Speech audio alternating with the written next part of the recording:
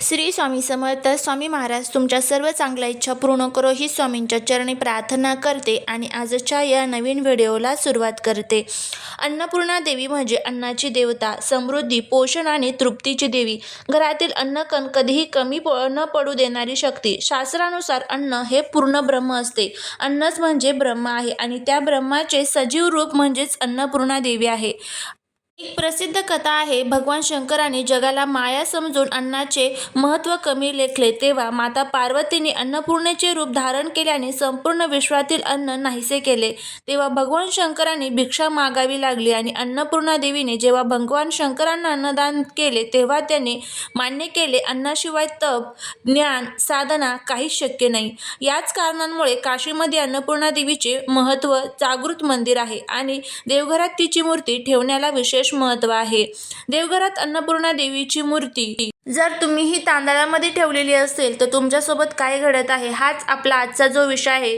त्यामुळे हा video skip न करता शेवटपर्यंत नक्की पहा. चॅनलवरती जर तुम्ही नवीन असाल तर चॅनलला सबस्क्राईब करा आणि अशीच माहितीपूर्ण नवनवीन व्हिडिओ पाहण्यासाठी बेल आयकॉनलाही प्रेस करा, म्हणजे जेव्हा कधी मी नवीन व्हिडिओ अपलोड करेल त्याचं नोटिफिकेशन सर्वात अगोदर तुम्हाला भेटेल आणि तुम्ही एक पण व्हिडिओ मिस करणार नाही. त्याचबरोबर कमेंटमध्ये जय अन्नपूर्णा देवी नमो नमो लिहायला अजिबात विसरू नका. देवघरात अन्नपूर्णा देवीची मूर्ती का ठेवतात? घरात अन्नाची कमतरता होऊ नये म्हणून. ज्या घरात अन्नपूर्णा देवींची श्रद्धेने पूजा केली जाते, अन्नाचा अपमान केला जात नाही, त्या घरात कधीही अन्नाची टंचाई राहत नाही, उपासमार येत नाही, गरिबी टिकत नाही. शास्त्र सांगते स्वयंपाकघर हे घराचे लक्ष्मी स्थान आहे आणि अन्नपूर्णा देवी ही त्या लक्ष्मीची अष्टदात्री आहे. म्हणून देवघरात अन्नपूर्णा देवीची मूर्ती ठेवल्यास स्वयंपाकघरातील दोष कमी होतात, अन्नात सात्विकता वाढते आणि बघा, कर्ज, दारिद्र्य आणि अन्नपूर्णा देवी ही खूप घरांमध्ये आपल्याला दिसते. अन्न असूनही समाधान नसते, पैसे येऊनही टिकत नाही, खर्च वाढत जातो. यामागे कारण असते अन्नाचा अपमान, अन्नपूर्णा देवीकडे दुर्लक्ष. अन्नपूर्णा देवीची मूर्ती देवघरात असल्यास अनावश्यक खर्च कमी होतो, अन्नावरचा पैसा वाचतो, घरात समाधान वाढते. मूर्तीचे स्वरूप हे देवी एका हातात अन्नपात्र, दुसऱ्या हातात पळी असते, चेहऱ्यावर करुणा आणि ममत्व असते. फार भयानक किंवा तुटलेली मूर्ती देवघरामध्ये चुकूनही ठेवू नये. मूर्ती कोणत्या धातूची असावी? मूर्ती ही पितळ, कांस्य, पंचधातूची असावी. मातीची जर असेल तर ती योग्य पद्धतीमध्ये असावी. प्लास्टिकची किंवा तुटलेली मूर्ती चुकूनही आपल्या देवघरामध्ये ठेवू नये. अन्नपूर्णा देवीची रोज पूजा कशी करावी? तर काही सोपे नियम आहेत. दिवा लावताना अन्नपूर्णा देवीला नमस्कार करा. स्वयंपाक सुरू करण्यापूर्वी मनात स्मरण करून पहिला घास देवाला अर्पण केल्याचा भाव ठेवा. एवढे केले तरी सुद्धा देवी प्रसन्न होते. अन्नपूर्णा देवीची मूर्ती ठेवत असताना आपल्याला सामान्य चुका ज्या आहेत तर त्या टाळायच्या असतात. अन्नपूर्णा देवीची मूर्ती समोर अन्न वाया घालू नये. देवघरात अस्वच्छता ठेवू नये. स्वयंपाकघरात भांडण करू नये. उष्ट अन्न फेकून देऊ नये. या चुका हळूहळू होतात आपल्याकडनं आणि यामुळे अन्नाचा नाश होतो आणि आर्थिक ताण वाढतो, मानसिक असमाधान वाढते आणि ह्या गोष्टी कारणीभूत ठरत असतात. अनेक लोक म्हणतात की आमच्याकडे अन्न कमी नाही पण समाधान नाही. यामागे कारण असते अन्नाचा अपमान, अन्नपूर्णा देवीचा अनादर. शास्त्रानुसार अन्न हे केवळ पोट भरण्यासाठी नसते, अन्नात ऊर्जा, संस्कार आणि लक्ष्मी असते. जेव्हा अन्नाचा अपमान होतो ती ऊर्जा घरातून निघून जाते, खर्च वाढतो आणि पैसा टिकत नाही. अन्नपूर्णा देवीची मूर्ती ठेवताना होणाऱ्या मोठ्या चुका म्हणजे देवघरामध्ये मूर्तीसमोर आपण अन्न वाया घालवत असतो, त्याचबरोबर देवघरात अस्वच्छता असते आणि याच गोष्टींमुळे घरामध्ये अन्नपूर्णा देवीचा वास जो आहे तर तो राहत नाही. अन्नपूर्णा देवीची मूर्ती कुठे ठेवू नये? थेट जमिनीवरती ठेवू नये, स्वयंपाकघराच्या चुलीखाली ठेवू नये, बाथरूमच्या भिंतीला लावू नये, तुटलेल्या कपाटात ठेवू नये. असे केल्याने देवीचा अपमान होतो आणि घरात आर्थिक स्थिरता राहत नाही आणि अस्थिरता निर्माण होते. मूर्ती तुटली, खराब झाली तर काय करावे? कधी कधी मूर्ती तुटते, रंग निघतो, आकार खराब होतो, अशी मूर्ती ठेवू नये. योग्य पद्धतीने स्वच्छ कापडात गुंडाळा, वाहत्या पाण्यात विसर्जित करा आणि मनात क्षमा याचना मागा. शास्त्रानुसार घरातील स्त्री म्हणजेच अन्नपूर्णा. जर स्त्री दुःखी असेल तर स्वयंपाक जबरदस्तीने होत असेल तर घरात लक्ष्मी टिकत नाही. अन्न बनवताना मनात देवीचे स्मरण करा. पहिला घास देवाला अर्पण करा. अन्न वाया जाऊ देऊ नका. उरलेले अन्न प्राण्यांना खायला द्या. एवढे केल्याने सुद्धा देवी आपल्यावरती प्रसन्न होते. दर शुक्रवारी गोड पदार्थ, खीर, पुरण भावाने देवीला अर्पण करा. दर अमावस्येला गरिबांना अन्नदान करा. याने घरातील समृद्धी जी आहे तर ती टिकून राहते. आता आपण वळूया आपल्या सर्वात महत्त्वाच्या विषयाकडे, ते म्हणजे घरामध्ये अन्नपूर्णा देवीची मूर्ती जर तांदळामध्ये ठेवली असेल तर नक्की तुमच्यासोबत काय घडत असतं ते.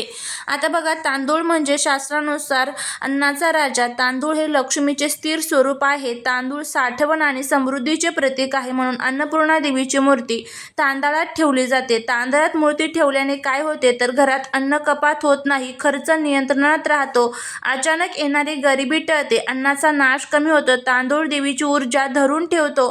तांदूळ नसेल तर आपण धान्यात ठेवू शकतो. जर तांदूळ शक्य नसेल तर गहू दुसरा उत्तम पर्याय आहे. ज्वारी ही ग्रामीण घरांसाठी.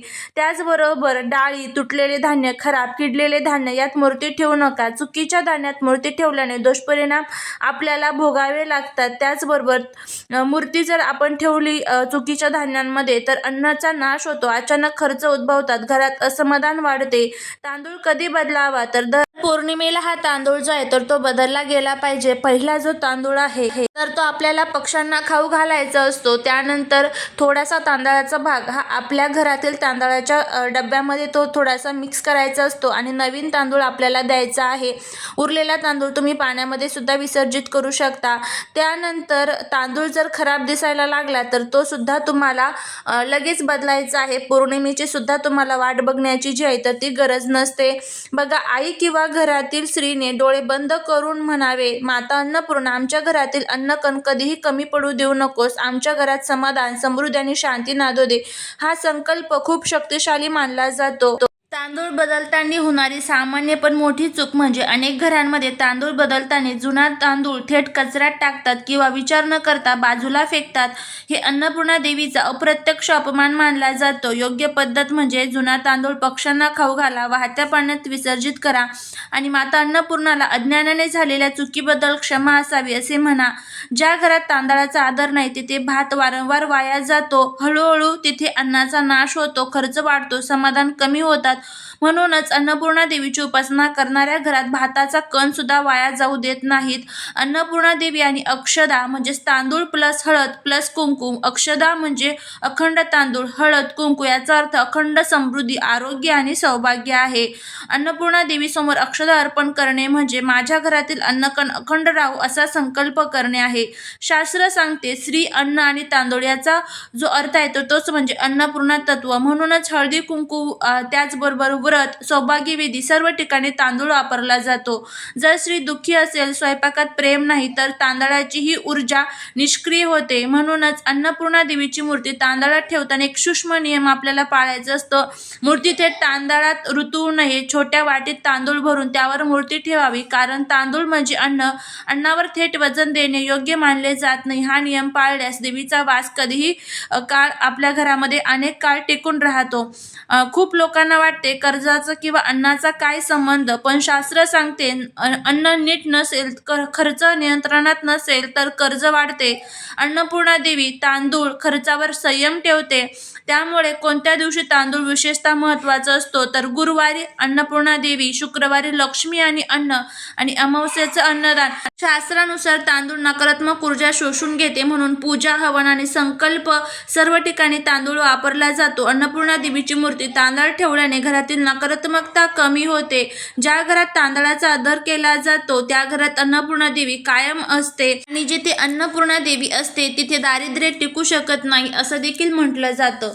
त्यामुळे ज्या वेळेस आपण अन्नपूर्णा देवीची मूर्ती तांदळात ठेवतो त्यावेळेस आपल्याला हे छोटे छोटे जे नियम असतात ते पाळायचे असतात. तेव्हाच आपल्याला संपूर्ण त्याचं जे फळ आहे तर ते मिळतं. झालेली सेवा ही महाराजांच्या चरणी रुजू करते. व्हिडिओ जर आवडला तर लाईक, शेअर आणि सबस्क्राईब करायला विसरू नका. भेटूया पुढच्या एका छानशा नवीन व्हिडिओत एका नवीन माहितीसोबत. श्री स्वामी समर्थ.